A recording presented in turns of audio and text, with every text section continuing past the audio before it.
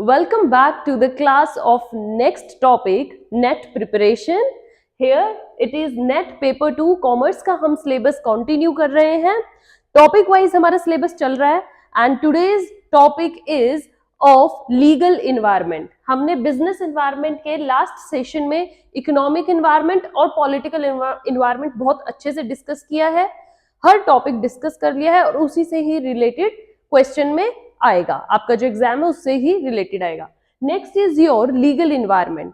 Legal environment के अंदर बच्चे हमने क्या किया था, कोपरा एक्ट लास्ट सेशन में कोपरा एक्ट अच्छे से कर लिया है, कंज्यूमर प्रोटेक्शन एक्ट 2019.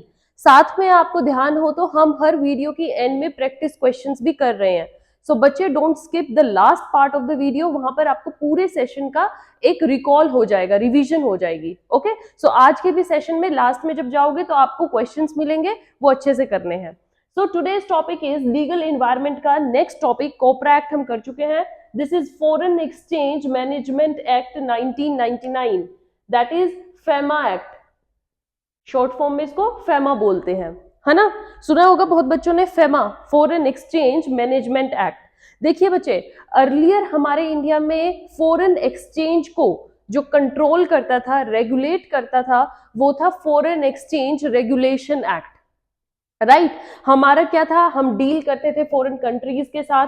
वहां से गुड्स जो परचेज किए हैं या जो हमने अपने गुड्स उनको सेल किए हैं, तो क्या होता है, हर कंट्री की डिफरेंट डिफरेंट करेंसीज होती हैं. तो ऐसा तो नहीं है वो अपनी करेंसी हमें भेजेंगे या हम अपनी करेंसी उन्हें भेजेंगे. हमारी कंट्री की करेंसी की वहां पर कोई वैल्यू नहीं है और उनकी कंट्री की करेंसी की हमारे यहाँ कोई वैल्यू नहीं है.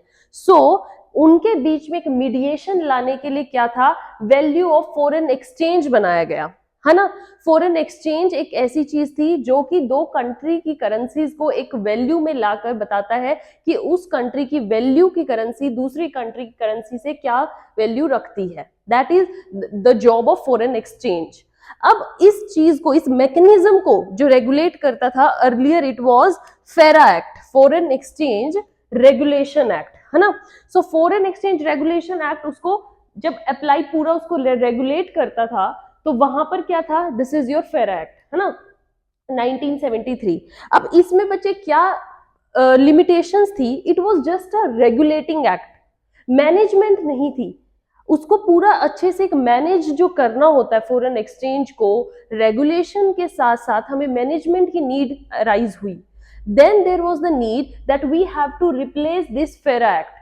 फेरा एक्ट एक होली सेटिस्फाई नहीं कर रहा था फॉरेन एक्सचेंज के मैकेनिज्म को. So foreign exchange regulation act को रिप्लेस किसने किया, foreign exchange management act. Now you can see regulation की जगह मैनेजमेंट वर्ड आ गया था. मैनेजमेंट के अंदर क्या होता है, रेगुलेशन भी होता है, कंट्रोलिंग भी होती है, मैनेजिंग भी होती है, every function is inside that. Okay, so today we are going to discuss fully about the Foreign Exchange Management Act 1999. right बच्चे, this act came into force.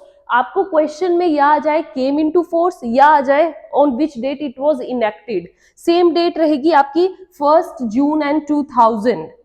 Okay, 1 जून 2000 को ये एक्ट इनफोर्स हुआ या इनेक्ट हुआ, same बात होगी. Okay, this act replaced which previous act, FERA act 1973, याद रहेगा बच्चे.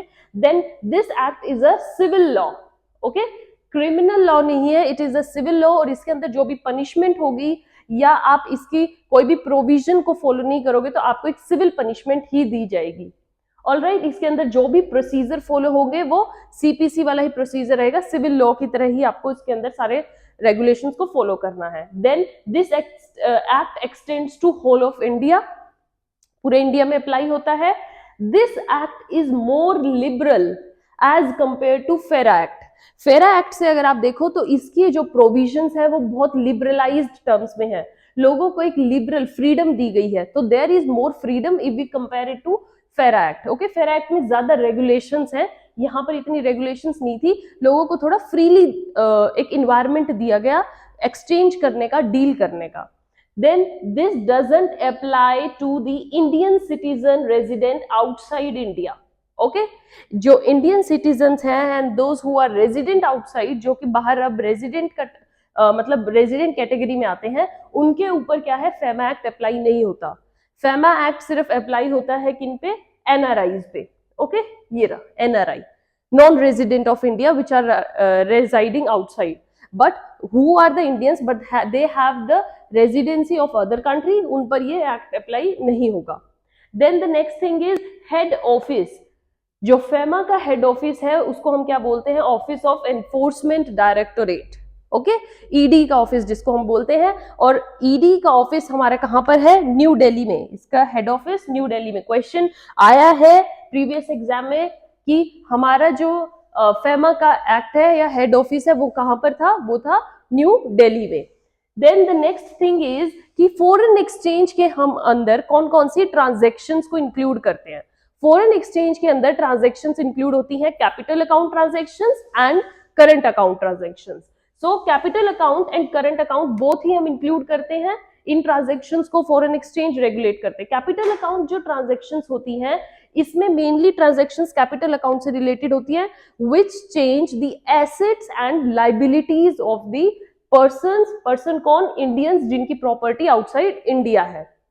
ठीक है, तो जो उनकी प्रॉपर्टी आउटसाइड इंडिया है और उस प्रॉपर्टी के एसेट्स और लाइबिलिटीज में अगर चेंज आ जाए तो वो हमारा कैपिटल अकाउंट ट्रांजैक्शंस में इंक्लूड होता है, और फॉरेन एक्सचेंज उन्हें भी रेगुलेट करती है।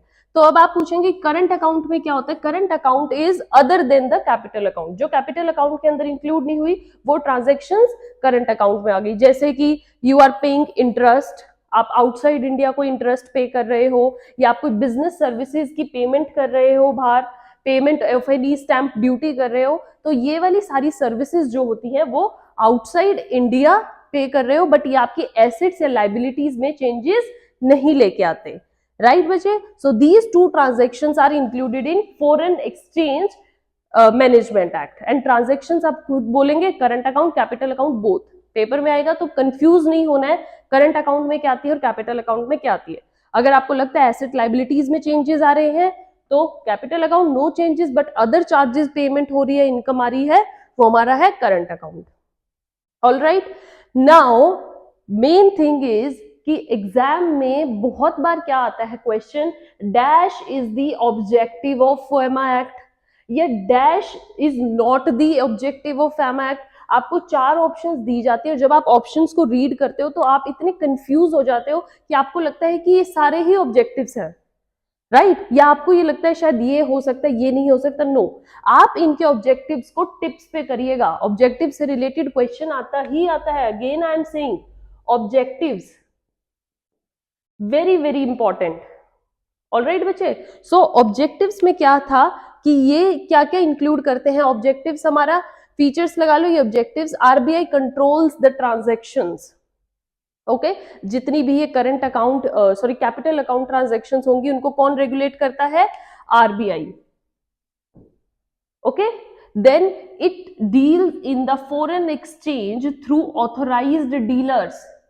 ऑथोराइज्ड डीलर्स होते हैं जो कि फॉरेन एक्सचेंज में डील करते हैं, राइट? फॉर ऑथोराइज्ड डील, ये नहीं है कि आप गए और आप as a private person RBI से डायरेक्ट आप क्या मांगोगे जाके, फॉरेन करेंसी। नो, आरबीआई द्वारा कुछ पर्सन होते हैं जिनको अथॉरिटी मिलती है कि आप फॉरेन एक्सचेंज में डील करेंगे और आपसे आके पब्लिक डील करेगी, right? So there are certain authorised dealers who have the power to deal with general public with foreign exchange, and that is, ये इनके एक्ट को भी कंट्रोल कौन करता है, फेमा एक्ट। इनको जिसके एक्शंस किसके अकॉर्डिंग लेने हैं, फेमा एक्ट के according. All right, then this also recognize the possibilities of capital account convertibility. Capital account convertibility जहां पे भी आ जाएगा समझ लेना वो फेमा में इंक्लूड होता ही होता है, राइट बच्चे? अब आ जाती है बहुत सारी चीजें जो हम इंक्लूड करते हैं फेमा में, कैपिटल अकाउंट या करंट अकाउंट ट्रांजैक्शंस में इनसे रिलेटेड डीलिंग्स होती हैं। ठीक है, आपको ऑप्शंस में पक्का आ सकते हैं इनमें से कौन सा नहीं है या कौन सा होगा। तो टिप्स पे कर लीजिए, exports of any goods and services from India, India से कुछ भी एक्सपोर्ट्स होता है गुड्स या सर्विसेज का वो इंक्लूड होता है एक्सपोर्ट। देन फॉरेन करेंसी का भी एक्सपोर्ट, देन फॉरेन सिक्योरिटीज भी इंक्लूड होती हैं। देन इंपोर्ट्स में क्या आता है, same goods and services, if you are bringing from other country to India और inside India, that's imports are also included. Banking, financial and insurance services include होती हैं इंपोर्ट्स में, बिल्कुल। Then sale, purchase and exchange of any goods and services that are also included in FEMA act. Any overseas company of NRI, NRI की कोई company जो oversee है और जिसको वो ओन करता है 60% या मोर देन, यहाँ पर ये लिख लीजिएगा 60% और मोर देन शेयर अगर एनआरआई का उस कंपनी में है तो वो भी आपकी फेमा एक्ट के थ्रू रेगुलेट होगी उसकी इनकम।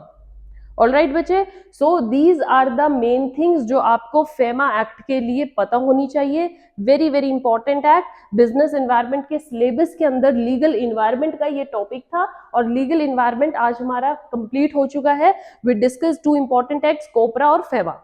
राइट बच्चे, सो अब ये जो मैंने अभी पढ़ाया है इस सब से रिलेटेड अब आपके रिवीजन के लिए कुछ क्वेश्चंस मैंने रेडी किए हैं, उनके आंसर्स देखिए क्या है, and then do your all practice also. So the main questions of this session are here.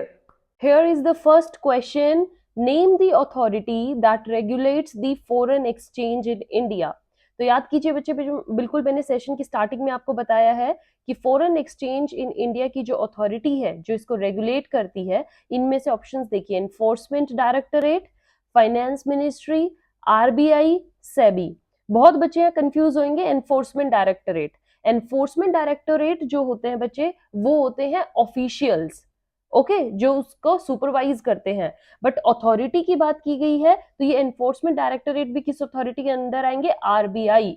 So here the answer is option B. RBI is the authority that regulates the foreign exchange in India. Don't get confused between these two. Okay? तो जो next question net exam में आया हुआ है वो है FEMA head office is situated in which of the following city? बहुत ही easy question है, जिसने सेशन बहुत ध्यान से सुना है पता है उन्हें कि हेड ऑफिस FEMA का कहां पर है। हैदराबाद, लखनऊ, बेंगलोर और New Delhi. It's the capital New Delhi में हमारा FEMA का हेड ऑफिस है। All right, then coming to the question number 3, the act came into force on. Force हो इनेक्टेड हो दोनों की बात एक होगी, तो ये कब आया है, कौन सी डेट है? 1 मई 1999, 1 जून 2000, 1 जून 1999 एंड अगेन 1 अक्टूबर 1999। तो जल्दी से अपने ऑप्शंस लिखिए फटाफट। इट्स 1 जून 2000 ये डेट थी बच्चे जब हमारा जो FEMA एक्ट है वो इनेक्ट हुआ है या फिर फोर्स में आया है। All right, then now coming to the question number 4 is the objective of the act is to dash and for promoting the ordinary development and maintenance of the forex market in India. So इनमें से बताइए कि हमारे objective क्या है जिससे कि हम जो हमारी फोरेक्स मार्केट है उसको प्रमोट करें और उसकी ऑर्डरली डेवलपमेंट और मेंटेनेंस होती रहे। तो क्या क्या ऑब्जेक्टिव में इंक्लूड करता है हमारा fame act? Facilitating external trade and payments. Second is it to promote the orderly development of foreign exchange market in India or to promote the maintenance and foreign exchange markets? Okay, these two options are the same और answer is all of these. तो जल्दी से बताइए इसमें से कौन सा आएगा हमारा answer? It's all of these. ये सब बातें ली गई हैं for the development and maintenance of forex market. All right, bitches, all of these is the answer. Coming to the last question, which of the following is not an objective of FEMA? इनमें से FEMA का objective कौन सा नहीं है? देखिए अगर आप चार ऑप्शन पढ़ेंगे आप बिल्कुल ऐसे सोचेंगे कि चारों की चारों ही ऑब्जेक्टिव्स हैं, बट ऑब्जेक्टिव्स देखिए मैंने आपको सेपरेट करवाए हैं सेशन में। ये है कि FEMA में ये इंक्लूड हो सकता है बट ऑब्जेक्टिव नहीं है। ऑब्जेक्टिव होते हैं जो स्पेसिफिकली ले डाउन है और वो FEMA का टारगेट अचीव करना। All right, so let's read. First is removal of restrictions on role of foreign exchange for the purpose of capital account transaction. Second is orderly development of foreign exchange market. देखो ये तो पक्का ही है कि मतलब ये objective है, यहाँ पर है नॉट एन ऑब्जेक्टिव, तो दिस इज ऑब्जेक्टिव, ये पक्का है। फैसिलिटेटिंग एक्सपोर्ट्स एंड इंपोर्ट्स, बिल्कुल जब हम फॉरेन एक्सचेंज को कंट्रोल कर रहे हैं तो किस लिए कंट्रोल करें कि एक्सपोर्ट्स और इंपोर्ट्स बढ़े। Making dealing in foreign exchange much more liberal. I told you कि जो FEMA एक्ट है as compare to FERA act बहुत ही लिबरल था, लिबरलाइज्ड पॉलिसी थी। सो ये तीनों इसके ऑब्जेक्टिव रहे हैं। The very first that is removal of restrictions on the drawal of foreign exchange market for the purpose of capital account transaction, ये FEMA का ऑब्जेक्टिव नहीं है। ऑल राइट, ये अभी तक इसका ऑब्जेक्टिव नहीं बना है। ठीक है बच्चे, so these are the 5 questions जो अभी तक हमने पूरा सेशन किया, उसकी आपको एक अच्छे से प्रैक्टिस हो गई है। और भी क्वेश्चंस हैं जो मैं बाद में लेके आऊंगी जब हम रिवीजन सेक्शन पे आएंगे। अभी जैसे जैसे हमारा सिलेबस चल रहा है उसके साथ साथ चलते जाइए, और अभी तक हम 3 टॉपिक कवर कर चुके हैं, एंड आई होप आपको तीनों के तीनों अच्छे से समझ में आ गए, माइंड में बैठ गए हैं। जो मैं पढ़ा रही हूँ उससे बाहर से नहीं आएगा नेट के एग्जाम में, ठीक है। तो अपना कंटिन्यूटी बनाइए, नोट्स बनाते जाइए, और इस बार का टारगेट है हमारा क्रैश करना है commerce 2023 net exam. All right, bache. So till then, have a good day. Keep following, keep watching, and stay tuned for the next session. Thank you.